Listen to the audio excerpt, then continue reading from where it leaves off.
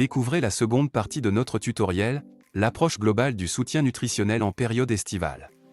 Cette vidéo fait suite au premier tutoriel sur la gestion des équipements en été.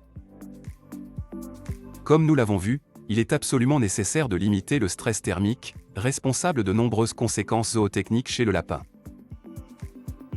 En plus des équipements, l'alimentation devra faire l'objet d'une attention particulière. La croissance et la production des animaux sont fortement liées aux quantités énergétiques ingérées. Puisque l'ingéré baisse naturellement en été, il est nécessaire de compenser ce manque. Débutons ce tutoriel par la gestion des modes de distribution. Pour les animaux en engraissement et en pré-cheptel, les horaires de distribution d'aliments doivent être adaptés.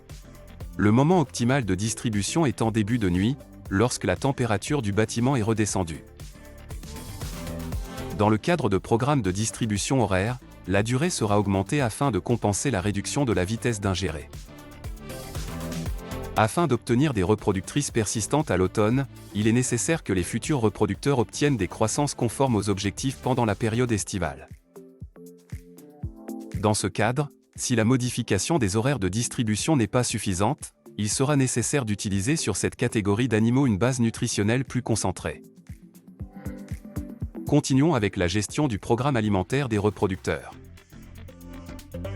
Afin d'améliorer l'apport nutritionnel sur les femelles en production, l'aliment maternité est généralement concentré sur la plupart de ses valeurs nutritionnelles dès le printemps. Le choix de l'aliment pré-sevrage et sa durée de distribution peuvent également être reconsidérés pendant cette période. N'hésitez pas à vous rapprocher de votre fabricant d'aliments ou votre vétérinaire, afin de mettre en place la stratégie nutritionnelle la mieux adaptée à votre élevage. La dernière partie porte sur l'utilisation des complémentations. Il est possible de complémenter la nutrition des femelles, soit via l'eau de boisson, soit via l'aliment. Via l'eau de boisson, le type de complémentation est adapté à chaque période du cycle. En période de transfert mise bas, utilisez des hépatoprotecteurs, stimulant de l'ingéré, des fonctions rénales et hépatiques. En période de mise bas, utilisez des vitamines C et antioxydants, qui sont stimulants de la consommation alimentaire.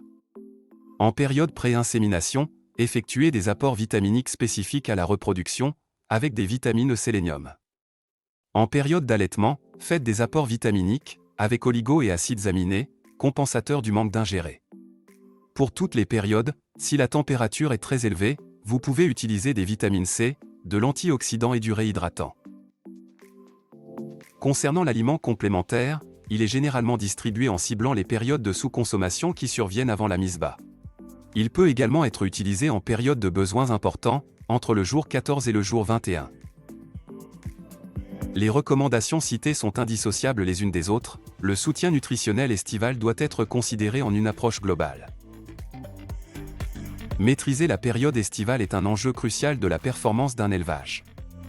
L'application de l'ensemble de ces recommandations permettra donc de protéger la santé et le bien-être des lapins, et ainsi d'exprimer le potentiel génétique de vos animaux. Si vous avez aimé cette vidéo, et voulez en voir plus, n'oubliez pas de vous abonner à la newsletter With You et de laisser un commentaire juste en dessous.